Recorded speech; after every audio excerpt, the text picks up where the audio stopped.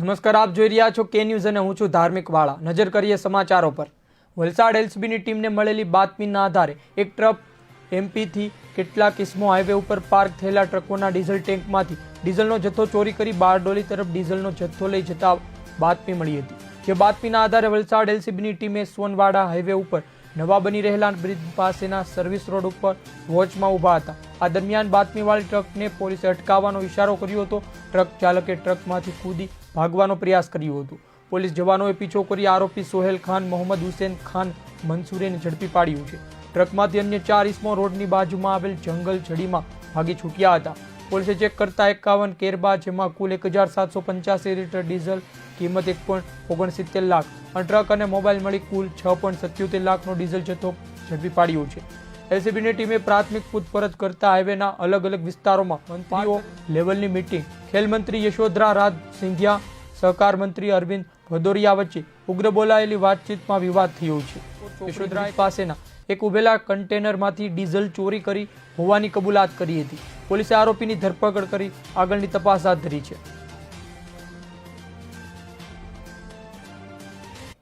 ચુડા તાલુકાના છેવાડાનું ભાણેજડા ગામ હજુ પણ પ્રાથમિક સુવિધાથી વંચિત છે.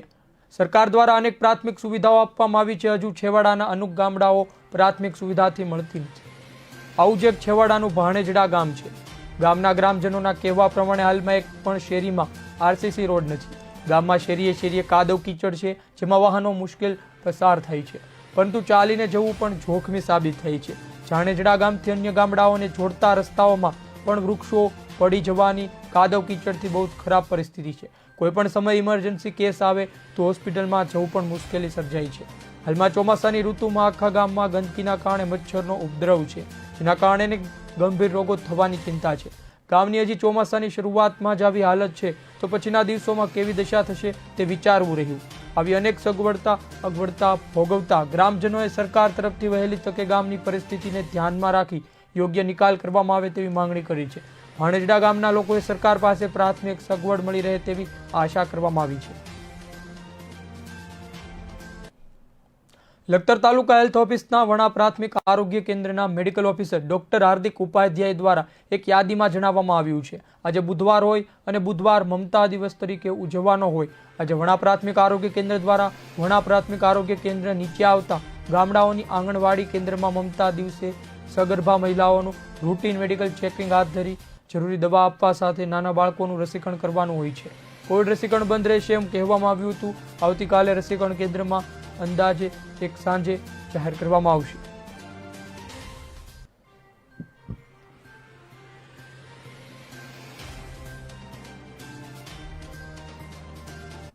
Lakhtar police sub inspector Hetalben Mavjibhai રબારીની ખેડા જિલ્લામાં બદલી કરવામાં આવી છે.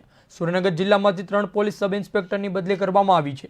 સાથે રાજ્યના જિલ્લાઓમાં બી નથિયારી સબ ઇન્સ્પેક્ટરની અરસપરસ બદલી કરવામાં આવતા સુરેન્દ્રનગર જિલ્લામાં અમદાવાદ, ગાંધીનગર શહેરમાં 2 પીએસઆઈ આવવા સાથે રાજ્યમાં જિલ્લામાં કુલ 77 પીએસઆઈની બદલી કરવામાં આવી છે.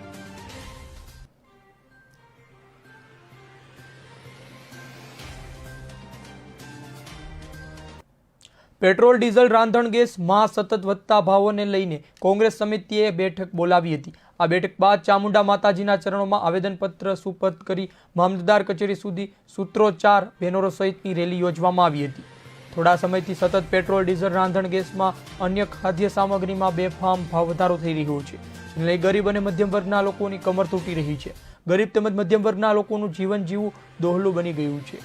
ચોટીલા શહેર અને તાલુકા કોંગ્રેસ સમિતિ દ્વારા આજે વધતા જતા ભાવોને અંકુશમાં લાવવા માટે ભાજપ સરકારની નિષ્ફળતા બાબતે વિરોધ પ્રદર્શન કરવામાં આવ્યું. સૂત્રોચ્ચાર, બેનર સાથે રેલી યોજવામાં આવી.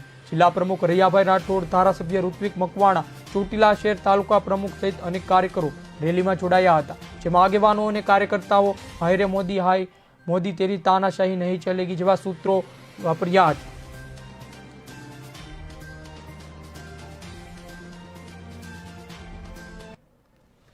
હાલ રોકાશું વિરામ માટે. આપ જોતા રહો કે ન્યૂઝ.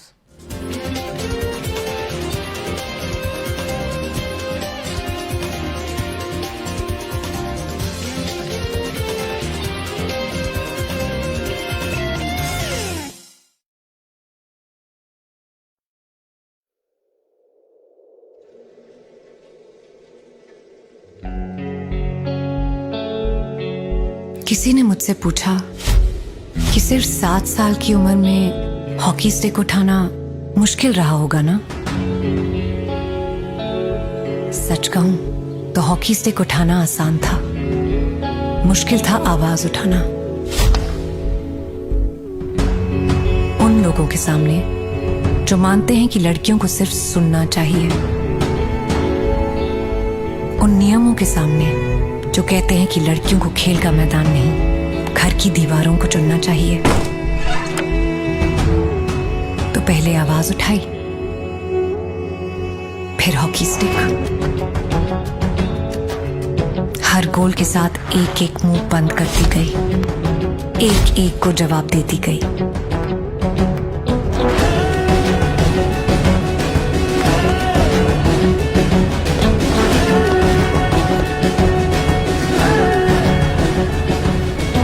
पर आज मेरे देश ने सवाल पूछा है, हॉकी में गोल्ड जीत कर आओगे? पूरी दुनिया को जवाब देना है। तो इस बार अपने लिए नहीं, देश के लिए गोल्ड करके आना है, गोल्ड लेके आना है। जिनके लिए देश ही उनका सर्व है, उन पे पूरे देश को गर्व है। टोक्यो 2020, इस बार इंडिया वर्सेस दुनिया।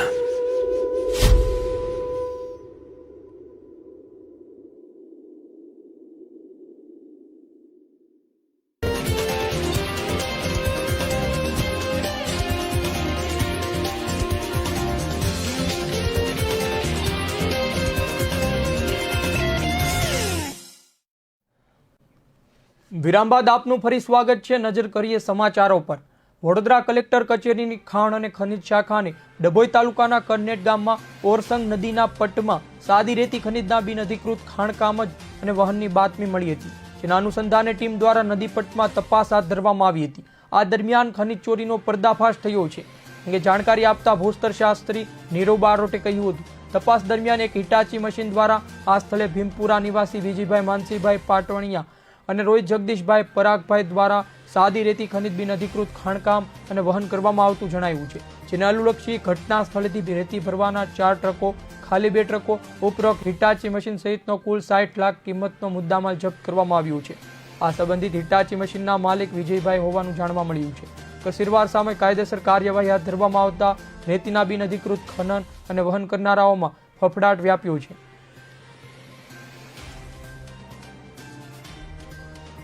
અમદાવાદના રિલીફ રોડ, ખાડિયા અને ઘીકાંટા વિસ્તારમાં રહેતા લોકો અને વેપારીઓ છેલ્લા 10 દિવસથી હુમલાખોર વાનરના ત્રાસથી હેરાન થયા છે। દરરોજ એક વ્યક્તિ આ વાનરના હુમલાનો શિકાર બની રહ્યો છે। વન વિભાગની ટીમને આ મામલે જાણ કરવામાં આવી છે, પરંતુ વન વિભાગની ટીમ આ વાનરને પકડવામાં નિષ્ફળ રહી છે। આજે સવારે પણ એક દુકાનદારને હુમલો કરી વાનર નાસી ગયો છે। સ્થાનિકોએ વાનરને ટ્રેક કરી ઝાડ પર બેસી જતા તેને ઓળખવા માટે તેના પર કલર નાખી દીધો છે, જેથી હુમલાખોરો વાનરને ઓળખાય અને જેથી ઝડપથી પકડી શકાય। ખાડિયા વોર્ડમાં ઘીકાંટા 4 રસ્તા, રૂપમ સિનેમા, અશોક સિનેમા, બ્રહ્મચારીની વાડી, રિલીફ રોડની આસપાસ એક વાનરે આતંક મચાવ્યો છે। છેલ્લા 10 દિવસથી એક મોટો વાનર વિસ્તારમાં 10થી વધુ લોકોના બચકા ભરી ઈજાગ્રસ્ત કરી ચૂક્યો છે, જેના કારણે ખાડિયા રિલીફ રોડને ઘીકાંટા વિસ્તારમાં રહેતા લોકોમાં ભય ફેલાયો છે। વન વિભાગની ટીમ આવે છે, પરંતુ હુમલાખોર વાનરને ટ્રેક કરવામાં નિષ્ફળ રહી છે। અહીંના લોકો પણ વન વિભાગને પ્રત્યે ભારે રોષ જોવા મળી રહ્યો છે। ખાડિયા વિસ્તારમાં રહેતા સ્થાનિક આકાશ પરમારે કહ્યું હતું, ખાડિયા રૂપમ સિનેમા, અશોક સિનેમા, મહાકાળી વાડી, નાગોરી શાળા, ઘીકાંટા સહિતના ખાડિયા વિસ્તારમાં વાનરે લોકોને બાચકા ભર્યા છે।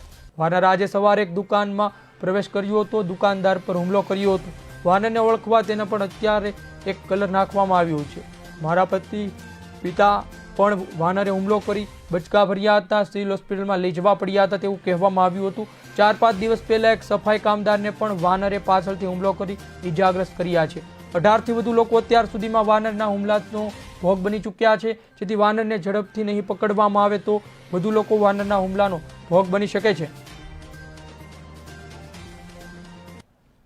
રાજ્યમાં કોરોના મહામારીના કારણે છેલ્લા 1.5 વર્ષથી ઓફલાઈન શિક્ષણ બંધ રહ્યું છે, પરંતુ હવે કોરોના કેસો ઘટી રહ્યા છે, ત્યારે રાજ્ય સરકારે ધોરણ 12ની સ્કૂલો, કોલેજો, ટેકનિકલ સંસ્થાઓને વર્ગખંડમાં 50% ક્ષમતા સાથે શરૂ કરવા નિર્ણય કર્યો છે.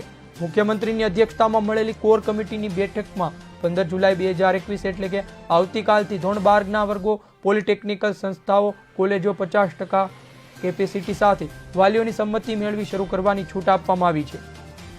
તે રાજકોટમાં ગ્રાઉન્ડ રિપોર્ટની વાત કરીએ તો જેમાં જાણવા મળ્યું છે સ્થાનિક ખાનગી સંચાલકો સ્કૂલ ખોલવા તૈયાર છે. 70% વાલીઓ સંમતિ આપી છે. વર્ગખંડ સેનિટાઈઝર કરી ટાઈમ ટેબલ પણ તૈયાર કરવામાં આવ્યું છે. આ સાથે ધોરણ 9, 10 અને 11ના વર્ગો શરૂ કરવા આજની કેબિનેટની બેઠકમાં ચર્ચા કરવામાં આવશે.